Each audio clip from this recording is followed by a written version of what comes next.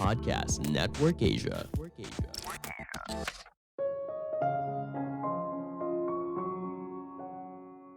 Krisis ekonomi membuat seseorang menjadi kreatif dan berusaha mencari cara untuk bertahan hidup. Halo semuanya, nama saya Michael. Selamat datang di podcast saya, Sikutu Buku. Kali ini saya akan membahas kisah bagaimana jutaan warga Venezuela hidup dari game online saat negaranya sedang berada dalam krisis ekonomi akibat inflasi yang sangat tinggi. Bukan hanya itu, warga Venezuela juga dianggap merusak ekonomi di game tersebut. Sebagai informasi, podcast Sekutu Buku sekarang bergabung dengan Podcast Network Asia dan Podmetrics loh. Sebelum kita mulai, buat kalian yang mau support podcast ini agar terus berkarya, caranya gampang banget. Kalian cukup klik follow. Dukungan kalian membantu banget supaya kita bisa rutin posting dan bersama-sama belajar di podcast ini. Venezuela awalnya merupakan negara yang makmur. Namun, sejak tahun 2010, ekonomi negaranya memburuk. Jutaan warga Venezuela berusaha melarikan diri. Cuma sayangnya, 90% yang tidak bisa kabur hidup dalam kemiskinan. Sebagai gambaran, upah minimum rata-rata di sana sekitar $5 per bulan atau setara dengan Rp70.000 per bulan. Hal ini lalu mendorong rakyatnya untuk kreatif. Mereka berusaha mencari cara untuk bertahan hidup dalam kondisi yang sulit. Salah satunya yaitu melalui permainan game online lawas bernama Old School RuneScape. Yuk kita simak kisahnya. Old School RuneScape adalah sebuah game online lawas yang diluncurkan sejak tahun 2013. Namun sebenarnya, game ini merupakan rilis ulang dari versi RuneScape tahun 2007 dan dimainkan oleh jutaan orang di dunia. Mungkin kamu tidak pernah dengar game ini. Wajar aja, karena mayoritas pemain dari game ini merupakan gamer angkatan lama. Cuma ada yang aneh terjadi dalam beberapa tahun belakangan. Tiba-tiba saja banyak pemain baru yang muncul di Old School RuneScape. Anehnya lagi, pemain baru tersebut punya perilaku yang sama. Mereka bermain selama berjam-jam dan melakukan kegiatan yang sama terus-menerus, misalnya membunuh naga hijau berulang-ulang dan mengumpulkan emasnya. Di dunia game online, aktivitas ini biasanya disebut sebagai gold farming. Jadi, ini adalah aktivitas di mana seorang bermain game dengan tujuan untuk mendapatkan emas atau koin atau barang apapun di dalam game, lalu akan ditukar dengan uang asli di dunia nyata. Tentu saja, kegiatan ini melanggar aturan di banyak game online, tapi terjadi setiap saat, tidak terkecuali di Old School RuneScape. Kemunculan banyak pemain gold farming awalnya tidak terlalu menjadi masalah. Namun lama-kelamaan, banyak pemain mulai kesal dengan ulah para pemain gold farming. Misalnya, ketika kamu mendapatkan sebuah quest untuk bunuh naga, namun kamu tidak bisa karena para pemain gold farming ini sudah membunuh semua naganya. Para pemain pun mulai bertanya kepada para pemain gold farming ini soal siapa mereka. Kebanyakan menjawab kalau mereka merupakan orang Venezuela. Keanehan lain muncul saat tanggal 7 bulan Maret tahun 2019 lalu. Tiba-tiba saja, seluruh pemain gold farming ini menghilang. Hal ini membuat kaget semua pemain Old School RuneScape karena ibaratnya hampir setengah pemain aktif di sana menghilang. Beberapa hari kemudian, mereka baru tahu apa sebabnya. Ternyata di Venezuela terjadi pemadaman listrik total. Bukan hanya itu, komunikasi warga di sana juga terputus dan terjadi selama beberapa minggu. Jadi, semua pemain dari Venezuela tidak bisa bermain Old School RuneScape. Dampaknya, ternyata juga membuat ekonomi di permainan tersebut menjadi kacau. Nah, ini yang menarik dari permainan Old School RuneScape. Game ini punya ekonominya sendiri. Jadi, di sana ada tempat jual beli di mana pemain bisa menawar item yang mereka mau dan harganya berdasarkan pada permintaan dan penawaran.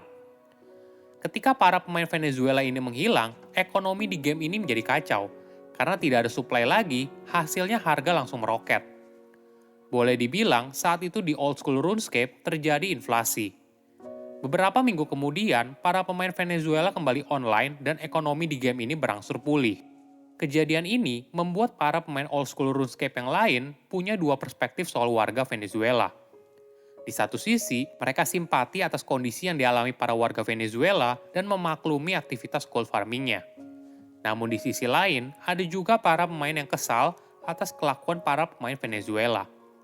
Mereka merasa old school RuneScape lebih baik tanpa adanya para pemain dari Venezuela, karena mereka tidak bermain, namun hanya melakukan eksploitasi game tersebut.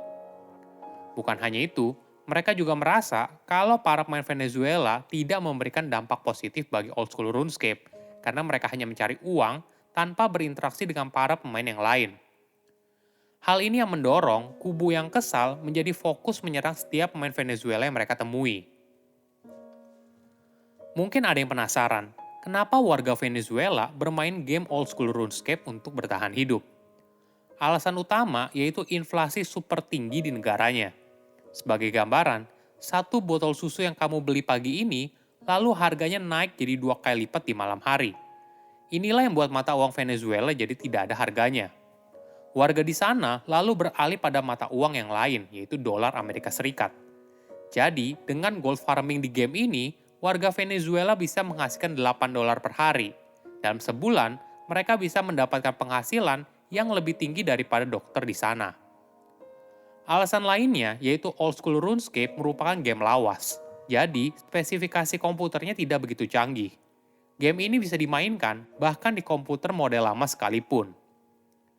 Ini yang membuat warga Venezuela bisa bermain game ini dari komputer yang mereka miliki di rumah. Menariknya, game ini bukan hanya dimainkan oleh anak muda, karena uang yang didapat cukup menjanjikan, bahkan dimainkan juga oleh berbagai kelompok usia, mulai dari orang tuanya hingga kakek neneknya. Rumor mengatakan kalau sekitar 1,8 juta orang Venezuela bermain di game ini untuk mencari uang. Ada beberapa kisah bagaimana old school RuneScape mengubah hidup warga Venezuela. Martinez merupakan mantan akuntan. Dia berhenti dari pekerjaannya saat Venezuela mengalami inflasi yang sangat tinggi. Sebagai gambaran, nilai gajinya bisa lebih kecil dari $4 sebulan atau setara dengan Rp56.000 sebulan. Kondisi ini lalu membuat Martinez berhenti dan mulai bermain old school RuneScape seperti tetangganya. Permainan ini lalu mengubah hidupnya dari $4 sebulan. Saat itu, Martinez berhasil mendapatkan $450 sebulan. Uang tersebut lalu digunakan Martinez untuk melarikan diri dari Venezuela dan pindah ke Peru. Dia terus bermain dan berhasil menabung hingga $1.000 yang digunakan untuk mengeluarkan ibu dan pacarnya dari Venezuela. Martinez belum bisa berhenti, dia masih harus mengumpulkan uang untuk mengeluarkan adik perempuan dan keponakan laki-lakinya dari Venezuela. Ada kisah lain dari Perez. Dia merupakan mahasiswa dengan jurusan teknik geologi. Selain kuliah, Perez menghabiskan 10 jam sehari untuk menjadi pemain bayaran di old school RuneScape. Saat awal memulai, kondisi keluarganya sangat sulit. Inflasi yang tinggi membuat penghasilan orang tuanya hanya setara dengan 2 lembar roti sebulan. Perez pun membantu ekonomi orang tuanya dengan cara mencari pekerjaan online. Hingga akhirnya, dia menemukan seseorang sedang mencari pemain bayaran di old school RuneScape. Sekarang, Perez mendapatkan penghasilan $200 hingga $300 sebulan. Walaupun banyak warga Venezuela bermain old school RuneScape, namun hal ini tidak membuat perusahaan gamenya senang. Dari awal, mereka melarang adanya pembelian barang di dalam game dengan mata uang asli di dunia nyata. Mereka akan memblokir akun pemain apabila terindikasi melakukan kecurangan. Ini adalah resiko dari setiap warga Venezuela yang bermain di old school RuneScape. Mereka biasanya punya banyak akun, mulai dari akun pribadi di mana mereka bermain dengan benar dan akun farming yang dipakai untuk mengumpulkan uang. Hingga akhirnya, mereka berhasil mengumpulkan uang yang cukup untuk kabur dari negaranya. Krisis ekonomi akan membuat manusia menjadi kreatif untuk bertahan hidup, bahkan dari hal yang tidak pernah terpikirkan sebelumnya. Saya undur diri, jangan lupa follow podcast Sikutu Buku. Bye-bye. Pandangan dan opini yang disampaikan oleh kreator podcast, host, dan tamu tidak mencerminkan kebijakan resmi dan bagian dari Podcast Network Asia. Setiap konten yang disampaikan mereka di dalam podcast adalah opini mereka sendiri dan tidak bermaksud untuk merugikan agama, grup etnik, perkumpulan, organisasi, perusahaan, perorangan, atau siapapun dan apapun.